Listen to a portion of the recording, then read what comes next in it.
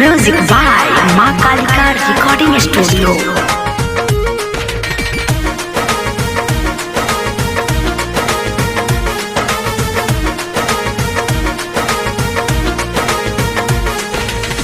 गवना करा के तू तो चल गइला बहारे, चल गइला बहारे, चल गइला बहारे।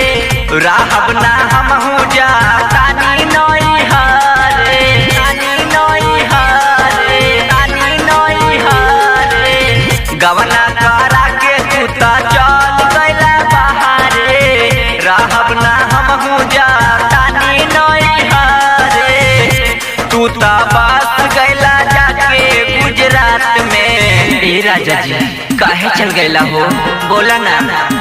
तू तो बस गैला जाके गुजरात में, देवरा चोली खोले रात में। तू तो बस गैला जाके गुजरात में, देवरा चोली खोले रात में।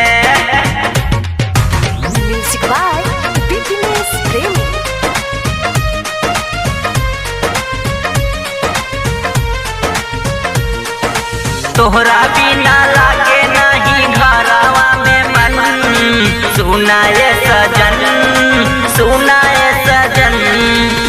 रोज रोज चुए हमरा लहंगा से पानी, तोहरा बिना कटी बोला कैसे जवानी, कैसे जवानी, कैसे जवानी। रोज रोज चुए हमरा लहंगा से पानी, तोहरा बिना कटी बोला कैसे जवानी।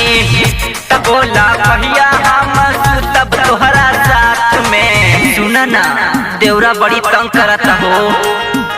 तब बोला कहिया हम सुतब तोहरा साथ में, देवरा चोली खोले रात में। तू तो बस गइला जाके गुजरात में, देवरा चोली खोले रात में।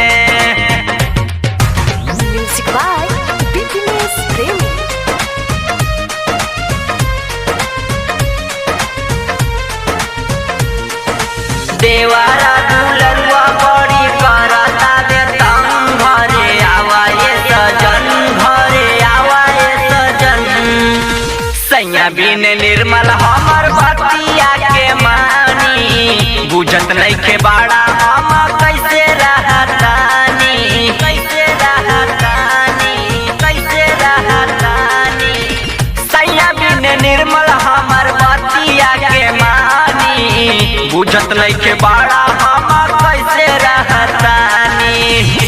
राजस रहे रोजे हमारा ही ताक में, हे राजा देवरा हमरे ही ताक में रहता हो। राजस रहे रोजे हमारा ही ताक में, देवरा चोली खोले रात में। तू तो बस गइला जाके गुजरात में, देवरा चोली खोले रात में। जल्दी से घरे आ जाना।